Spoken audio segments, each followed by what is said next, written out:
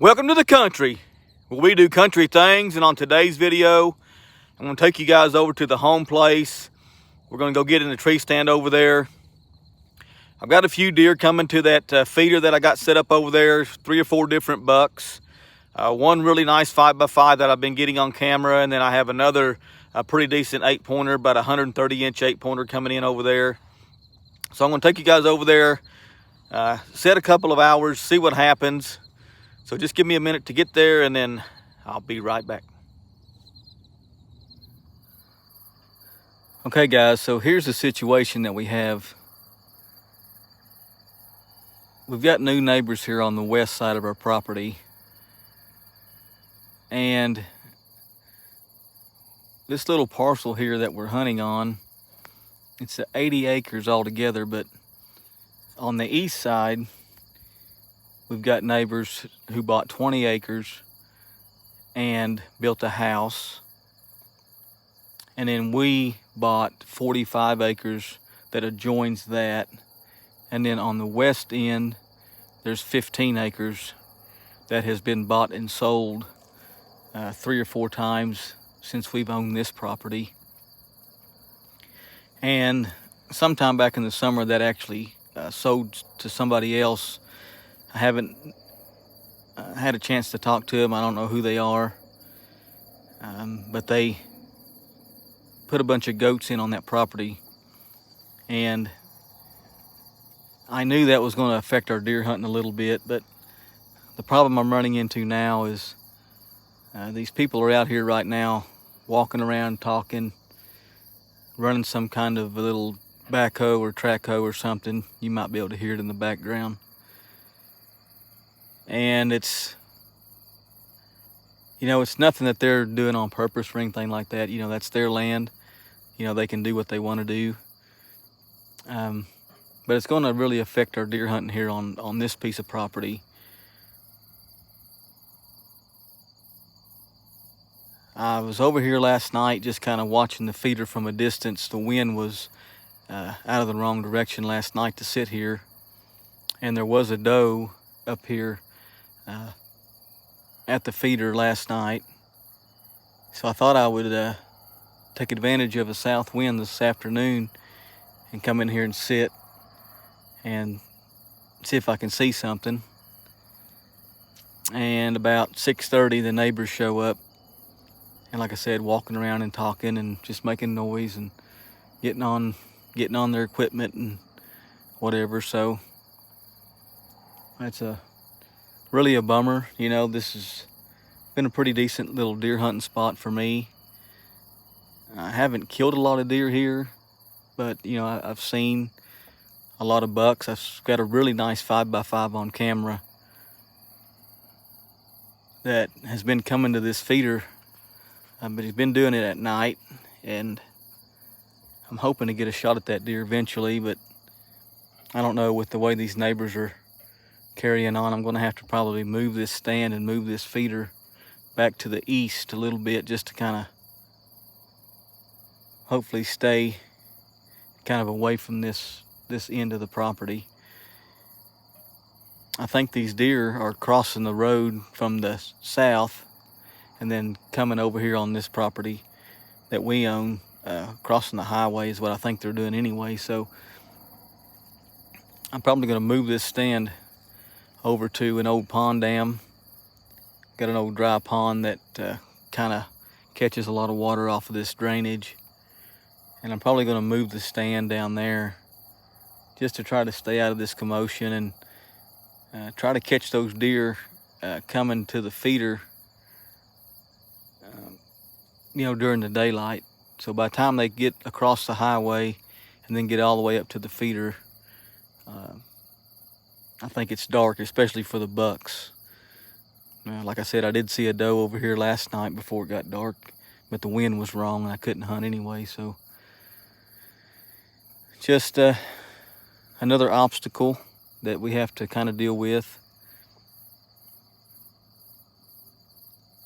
There's a lot of challenges in deer hunting, and neighbors and people are a big part of that. Whenever they move in on you like this. So anyway, there's the situation we got on the home place here.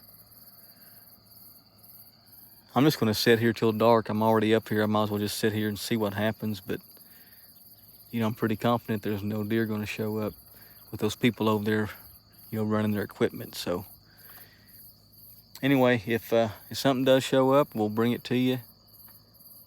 If not, we'll see you next time.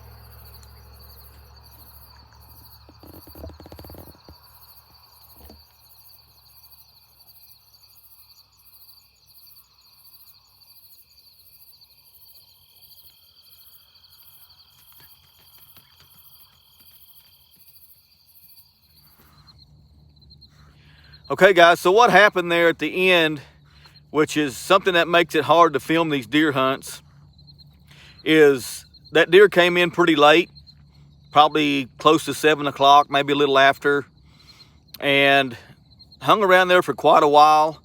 I got some pretty good footage of him, but he just would never get out from in front of the tree there and give me a shot.